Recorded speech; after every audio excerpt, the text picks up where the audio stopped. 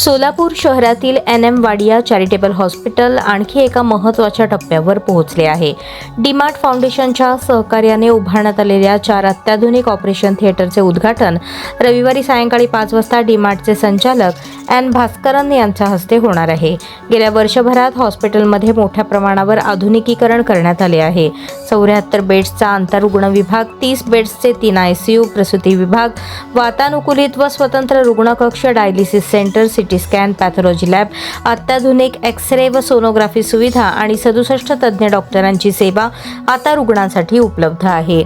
LIC golden jubilee फाउंडेशनच्या सहकार्याने German येथून अत्याधुनिक ऑपरेटिंग मायक्रोस्कोपही हॉस्पिटलमध्ये आणण्यात आला आहे.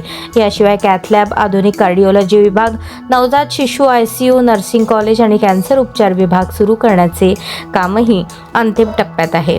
पत्रकार परिषदेत अध्यक्ष प्रवीण सिंह परदेशी यांनी समाजाच्या सहकार्यामुळे हे सर्व शक्य झाल्याचे सांगत वाजवी दरात दर्जेदार आरोग्य सेवा देण्याचा हॉस्पिटलचा संकल्प असून मानद सचिव शिरीष गोडबोले यांनी भविष्यातही समाजाच्या सहकार्याची अपेक्षा व्यक्त केली.